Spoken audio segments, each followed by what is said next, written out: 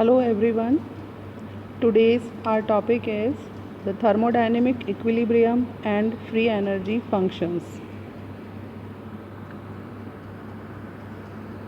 Criteria for thermodynamic equilibrium and spontaneity.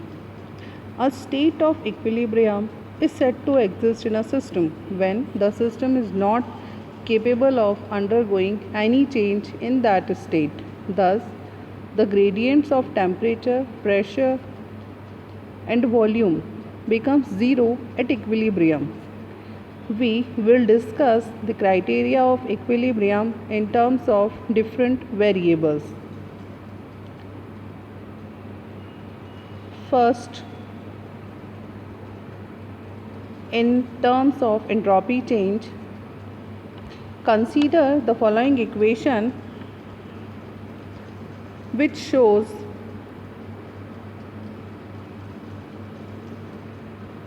that TdS minus dE minus PdV will be equals to 0, where TdS shows the infinitesimal change in entropy at temperature T, dE shows the infinitesimal change in internal energy, and PdV is infinitesimal change in volume at pressure P. If in such a system the volume and the internal energy are kept constant, then dE and dV will be equals to 0, and hence also ds will be equals to 0. When there is no change in internal energy and no change in volume, then the change in entropy will also be 0. Therefore, the condition for a system in equilibrium at constant E and V is given by del S constant E and V equals to 0. For an infinitesimal change, we replace the symbol and can be write in this way: del S at constant E and V will be equals to 0, where ds, the entropy S, when ds equals to 0, the entropy S is maximum. The entropy of a system in equilibrium must be maximum. Second one, criteria of equilibrium at constant T and V.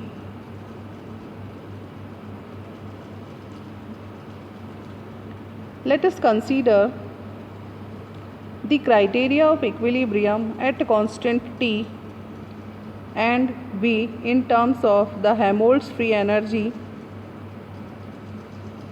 which is written as A is equals to E minus Ts. E is the internal energy and Ts the product of temperature and entropy.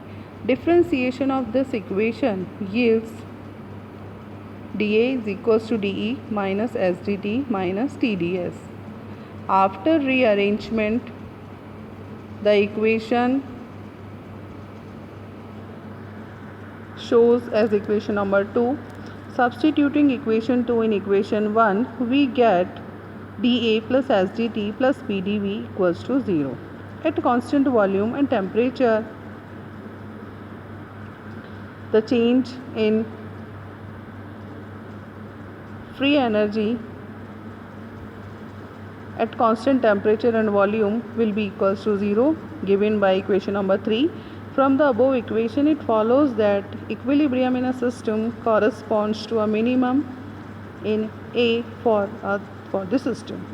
For an irreversible process, dA will be smaller than the addition of SdT and PdV at constant volume and temperature. Both these values SdT and PdV reversible will be 0, From the above equation, it follows that spontaneous processes are accompanied by a decrease of Helmholtz work function, and at equilibrium, this function will not undergo any change.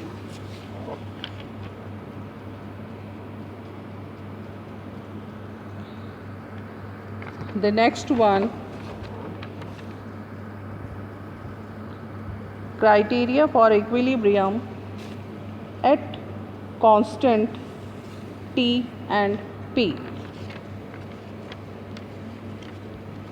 The relation between G and A is given by G is equals to A plus PV. After differentiation of this equation, we get dG is equals to dA plus PdV plus VdP. Or we can say that dG minus VdP is equals to minus SdT. And after rearrangement, or we can say after shifting all the values at the left hand side, it will become equals to 0. At constant pressure and temperature, we get del G at constant T and P equals to 0. Thus, the Gibbs free energy is minimum at equilibrium. If a spontaneous process or irreversible process is taking place, it follows that the multiplication of temperature and change in entropy will be greater than the heat absorbed by the system in irreversible process, or the difference of these two terms will be lesser than 0. From the first law of thermodynamics, we put the value of del Q irreversible in this manner. So dE plus PdV irreversible minus TdS will be less than 0, or after shifting TdS in right hand side, the dE plus PdV will be lesser than TdS. We know that Gibbs free energy is related to enthalpy and product of temperature and entropy. Here we can substitute the value of enthalpy. H is equals to E plus PV, so we get G is equals to E plus PV minus TS. The above equation on differentiation yields dG is equals to dE plus PdV minus plus VdP minus TdS minus SdT. From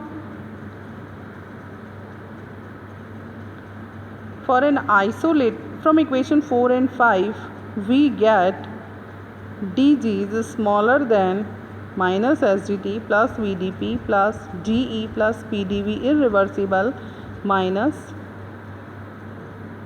TdS.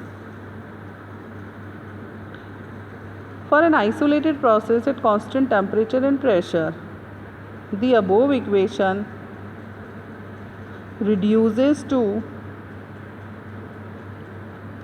dG at constant T and P will be lesser than 0, because the term SdT will be equals to 0 at constant temperature and term VdP will be equals to 0 at constant pressure.